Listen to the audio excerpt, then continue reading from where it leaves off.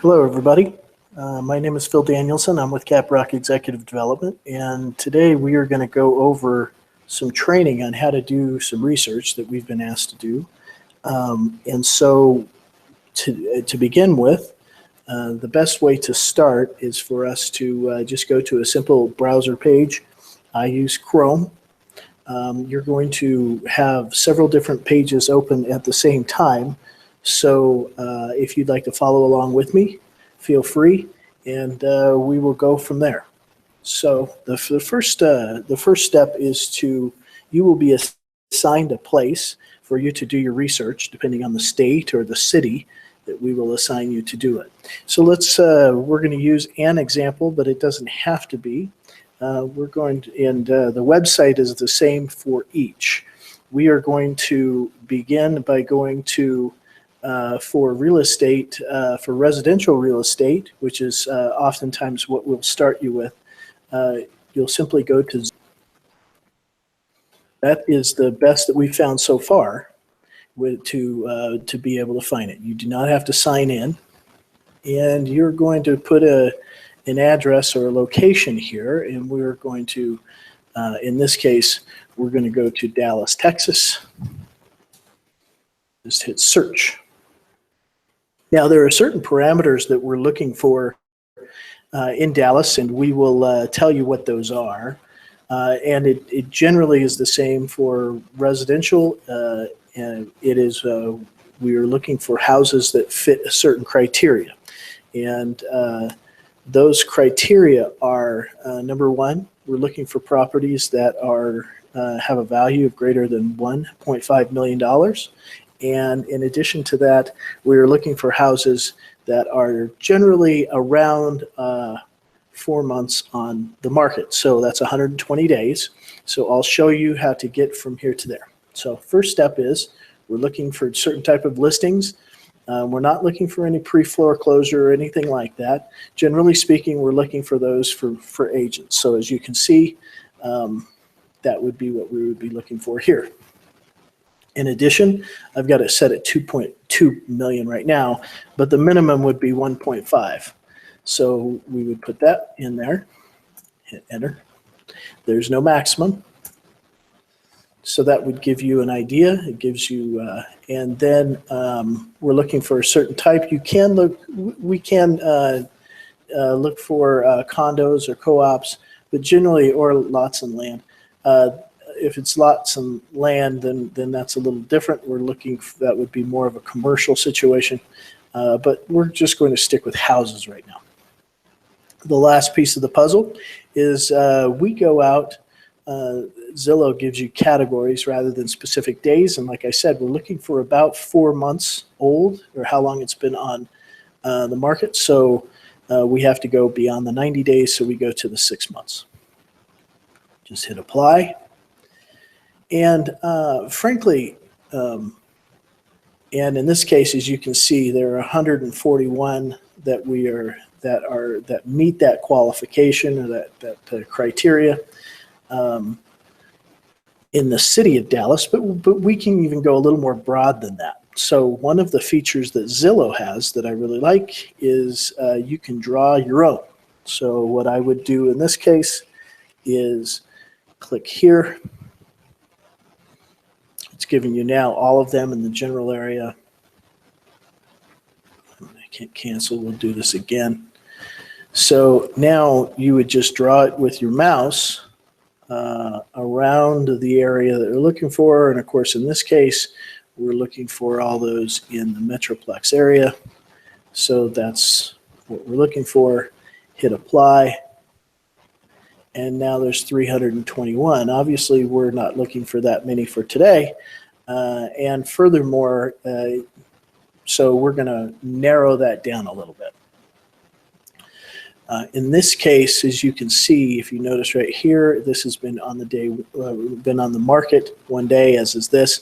So that's because that's under the newest. Now we told you generally we had 120 days. The way you do that is you scroll down to the bottom of the first page, and you will see that there are 13 pages. So we're actually going to go to the last of the pages, which in this case would be close to 180. So here's one right here that is specifically on 180. So what you do there is now you go back about 2 or 3 pages, and we will probably be in the ballpark. And here we go.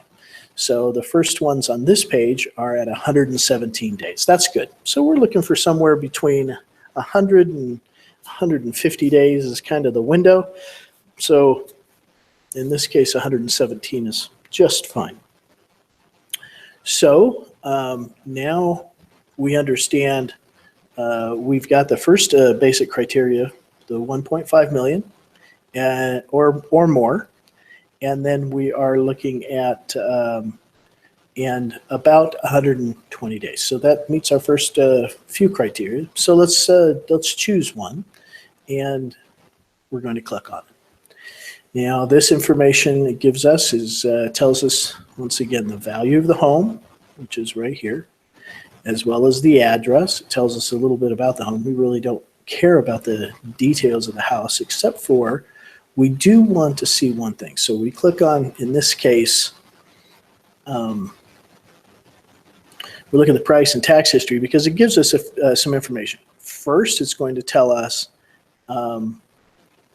when it was put on the market, which is October the 28th, which is fine. However, in this case, if we notice, we also see that it was actually just sold in 2015. So one of the other things that we're looking for, so going down the list of criteria, 1.5 million, we're also looking that it be about 120 days on the market. And in addition, we're looking for a property that has had time to gain in value. So a house that has recently been sold, which this would be in 2015, probably hasn't been able to appreciate much. So while this house looks like it's okay generally, and we don't know what the price of the house was, more than likely it was in the same ballpark. And so we're looking for houses that have a gain over usually at a minimum 4 or 5 years, preferably more than that. So unless there's a strange circumstance, meaning that the last sale said that it was sold for $500,000 and now it's worth 1.5, and it was recently sold, we're not going to do this one. So this gives you an example of a house that we would not do. So we will go back. It's a good example. If it doesn't meet the criteria, quite simply close that out and go to the next one. Once again, we're looking, this one is well over 1.5. We're now going to look at the tax and price history. It also went on the market on October the 28th, and there isn't, it's been on and off of the market. That's not unusual. So in this case, what we see is we don't see any type of a confirmed sale. So we're now going to go to the next step. The next step would be, you're going to scroll back up here, and you're going to copy. So you would highlight this, and then you would copy it. I use the shortcuts, but just so you can see, we're going to copy that. And now we're going to open up a new tab. And the new tab is going to go to realtytrack.com, and you just hit enter there. This would be something you would need to do. You would actually get a username and password. You get 7 days for free. It's charged by the month. It's about, if I remember right, about $40 a month. We can please speak to me. We can talk about how that would work on getting that taken care of and paid for. But you're going to want to log in because there's information that you can't get unless you log in. So if you notice, I'm now logged in. And I have the other address copied, as you can see, Dallas, Texas, and I hit search. The first thing you're going to want to do is occasionally the addresses are not the same, so you'll just want to compare the 2901 Bryn Mawr Drive with the Zillow one, and they're the same. And Then you'll scroll down a little bit and you go to where it says view the complete property report. Now remember, that's after you log in. So now we scroll down and we get a little bit more information. So for instance, in this case, what we're looking for is primary owner. So by the way, let's talk about what the bottom line of what the research we're looking for, and we'll show you the actual information. But we're trying to find out who the owners are so we can contact them about some tax planning that they can do in the event that they choose to sell. Now here we've learned a few things. Number one, we now see that in fact the purchase date was very recent. Once again, 2015. This information here is sometimes accurate and sometimes not. It is helpful to see that. In this case, there is no equity, which means that we can't help them with any tax planning because there's simply no equity here. So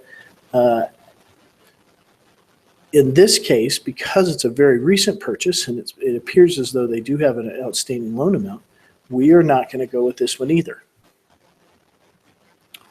So we'll close that one. And by the way, you will leave your Realty Track tab open. And now we're going to go to the next one. Once again, the process is the same. We're going to click at the price and tax history. This was sold in 2011. And it doesn't say for how much it was sold, but now we're talking 5 years in the past, going on 6. So now we're in the ballpark. So 2.7, once again, that's just fine. So now we're going to copy the address here. And we're going to go up to Realty Track. We're going to scroll back up, click on this button here, which will take you to the main page.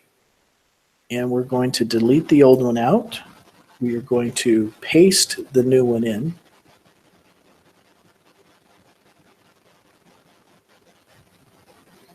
And hit search.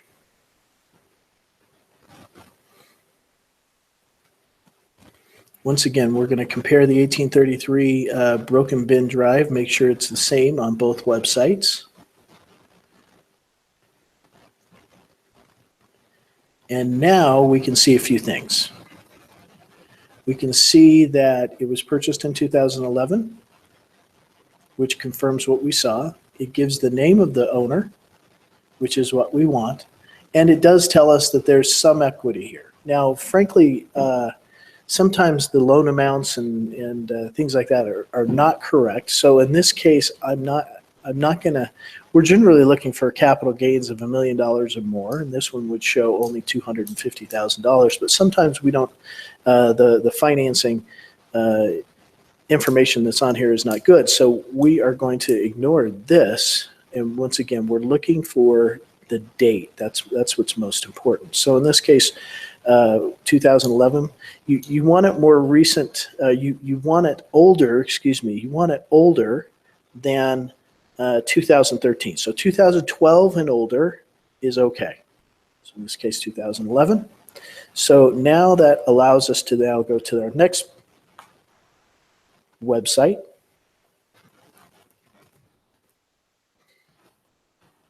Which is intellius.com/premier.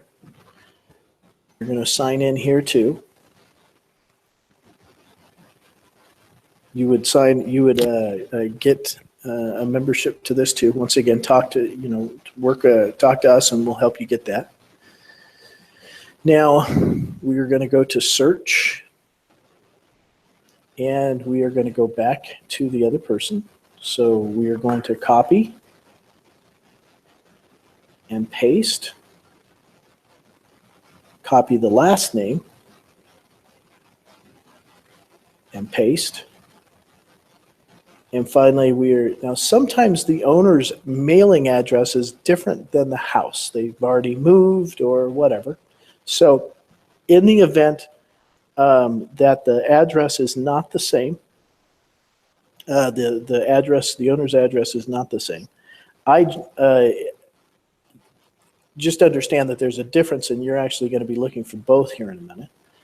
Which one you put in is up to you. Hit the street address, and then you'll copy. You don't need the zip code, so you'll copy just the city and state, just like it says there. Street address, city, state, first name, last name, and now you hit search. So this next step is to help us know who actually owns the property and see if we have some information. So we gained some information, some really good information actually. We see that 1833 Broken Bend Drive, and sometimes the towns don't correlate. So in this case, they don't. We have a Roanoke, Texas, rather than Westlake, but we do have the same address, and some states, the cities actually overlap in the way they name them, so we're fine with that. Okay, so we've clicked on the button that gives us into Daniel Dixon, and we have some information here about Daniel. Okay, so we have a couple email addresses, and we have a couple phone numbers. Ultimately, what we're looking for is the owner by his first or last name, and sometimes there are more than one. And in that case, you'll try to choose one, at least one, to include their information. If they're married, I generally include both, and we'll talk about that in a minute. And then we're looking for phone numbers and email addresses. If they do not have both a phone number and an email address, and doing a Google search doesn't give us that information for Daniel Dixon in North Texas, then we would not use this. We would not use this information. But in this case, we have some phone numbers and we have 2 email addresses. So now we're going to validate the email address, because if they aren't good email addresses, then they don't do us any good. Now, there are some email addresses that we cannot check, and I'll show you what happens when that happens. So we're going to now pull up another tab, and we are going to go to, in this case, a website called MailTester, mailtester.com. And we're going to go back to the Intellius tab. We are going to highlight and then copy the name of the email address, go back to mailtester.com. We're going to then paste that address in here and hit click check address. Now, Yahoo, Gmail, MSN.com, they don't allow us verification, but they do make sure that, in fact, the structure is right. So that's helpful. So in this case, that's as good as we're going to get, but we're going to double check both of them. So now we're going to go to right here. We're going to copy this guy's address right here and paste it back in here. That's a different email address. And let's see what happens.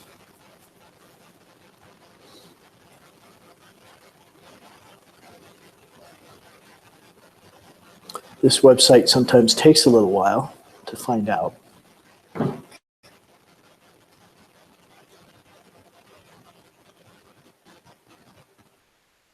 Once again, this one doesn't either, so we know that it's a live address. What we don't know is whether or not the email address is correct explicitly. So this is as good as we're going to get. Now, however, sometimes, let's say we have, this is the address. We click there, and in this case, it's not valid. If you get a red one, then do not use that address. If you noticed, I just added an extra letter. If it comes back red for any reason, invalid domain or does not exist on the server, then you do not use that. And once again, if that's the only email that they have, then of course we don't use that house. We don't use the information from that house if we don't have at least an email address. That if we have an email address that is bad, we don't use it. And if there is no good email address for that person, And if you were to use, I'll show you the next step. And if you cannot find an email address for that person, then we don't use that house. We just move on to the next until we find ones that have good email addresses and good phone numbers. Okay, so now the next step is we've now tested the 2 email addresses. They're as good as they're going to get. So now we're going to see a few things. Now, here's something. We see that there's a Chicago address right here, and that's probably for his business, which is fine. However, we're also looking for, in this case, we're looking for the address of the house, which is right here, and they have a phone number that seems to correspond with that. So in this case,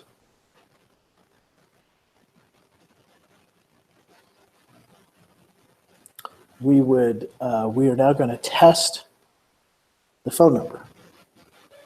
We go to phonevalidator.com, as you can see right at the top of the page. And we are now going to copy the first phone number.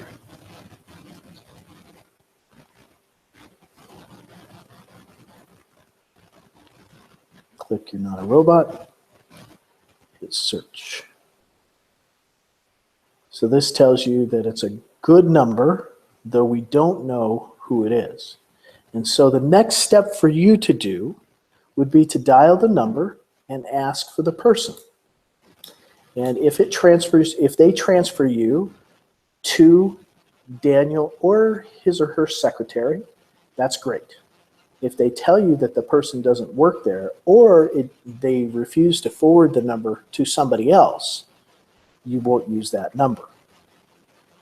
So we are now going to, so that one we will use, as well as the next number we're going to confirm.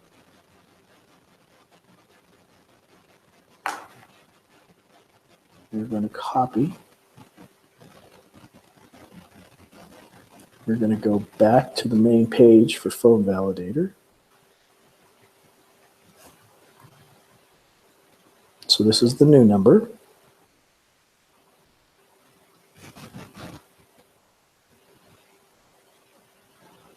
And it shows as of today, the number is good, and it is a Peoria. More than likely, they've moved, and so this is the new number that's associated with them.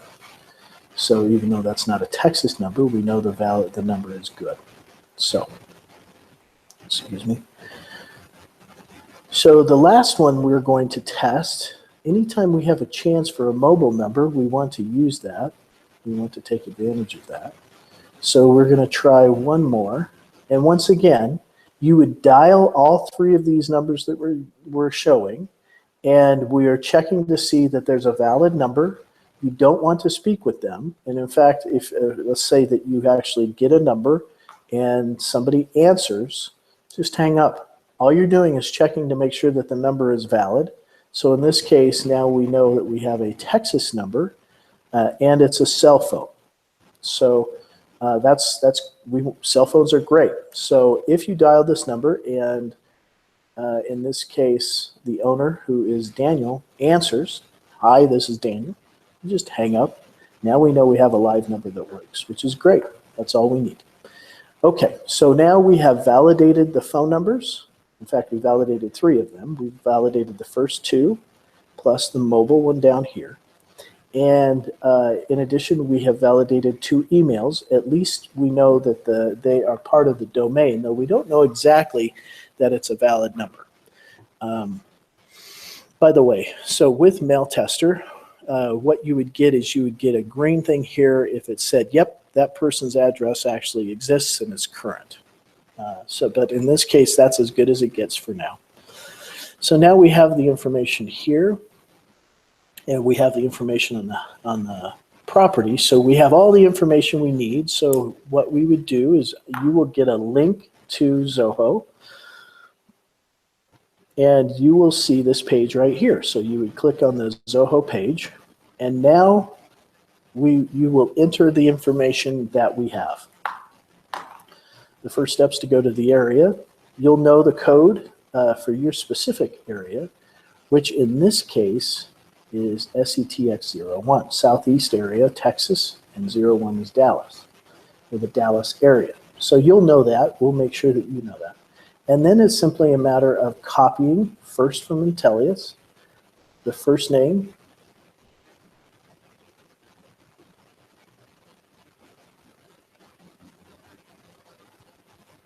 the last name, simply going back and forth from the different tabs to Zoho. In this case, the title of the contact, for instance, if the property is being held in trust, sometimes it'll say trust right here.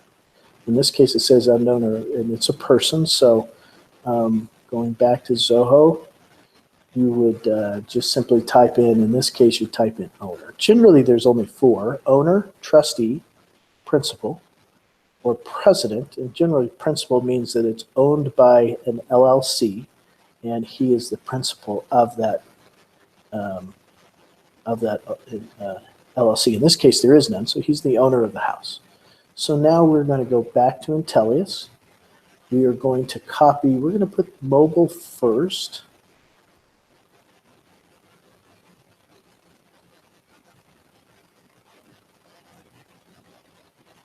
We are now going to copy the business number that we would have tested. Remember, for the phone numbers, it's essential.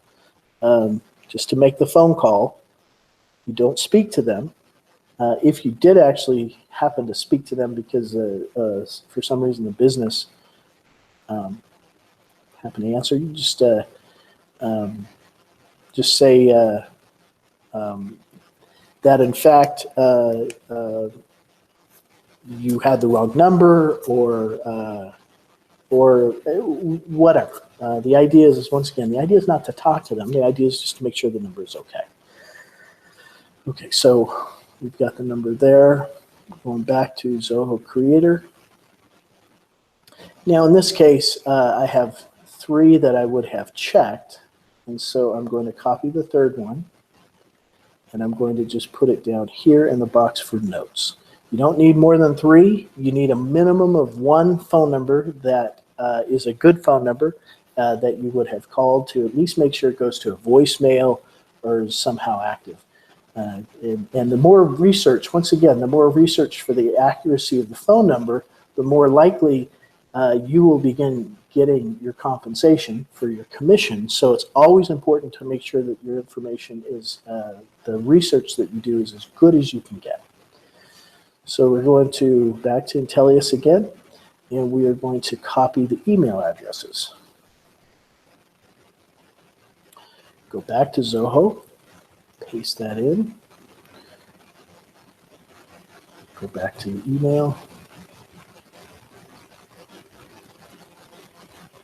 Okay, I'm going to reconfirm this. I'm going to go over this again. You need at least 1 phone number and 1 email that has been validated through the process that I showed you before. If you do not have at least 1 phone number and at least 1 email, we don't want the lead. So we need at least 1 of those. Now, in the event, let's say that Daniel Dixon didn't have an email or a phone number, but they had one or the other, then just simply do a Google search and see if you can find a phone number that corresponds with them, once again, making the call or doing the search for themailtester.com to make sure that that email is actually live. Okay, so we're here. So the next step is we go back to the Zoho page. We're going to highlight the URL, the address at the top. We're just going to copy it, and we're going to copy it down into the link so that the person that is making the phone call to speak with them can be able to pull that up. In this case, so under company name, that would be if, in fact, there is an LLC or a trust. You would put the name of the LLC or the trust there. Generally, you're going to have that under your realty track. That's what's going to show up there. You'd see that on this line right here. But in this case, there is no entity, there's no trust, there's no LLC. So we are going to go back to Zoho and you just type in none. case, you're going to type residential because that's what we're looking for. In this case, we're looking for residential property. We're going to go back to Zillow. We're going to highlight the address, copy it, and paste it. We're going to go back to Zillow. We're going to copy the amount, go back to Zoho, paste it, go back to Zillow, and highlight the day that it was listed, paste it, the last known sale. Sometimes we won't know that, but generally we will. You'll copy that over. Once again, it needs to be from 2012 or older. And there's one more step, and that's just to scroll down to the bottom of the page, listing provided by, and you're going to take the information that of the party that's listing it, the real estate agent, and you will copy it. Now the only information that we want is the name and the phone number. So we're going to highlight that and delete the rest, leaving Tommy Pennington and his phone number. So that's it. So we're going to do a little quality check. We're going to make sure that all of the information is put in here. Last name, first name, who the owner, or excuse me, first name, last name, who the owner is, that we have some phone numbers, that we have the emails, that we have the link, we have the, in this case, we have an extra one. And there's sometimes you may want to put in the notes, maybe who the other owner is. Sometimes the owner will be the one that's listing it. That's good to know. But in this case, but you don't have to always put notes. The company in this case is none. We have residential property, and the asset address and the value. We have everything here. We have the listing date, the acquisition date, and we're good to go. So then you would just hit submit. Data added successfully, and now you're ready to add another one. So that is it in a nutshell. If you have any questions, you can always email me at PhilD, so it's PHILD, at CaprockED, CaprockED.com. So any questions that you might have, be happy to hear them, and we can go from there. Thank you very much.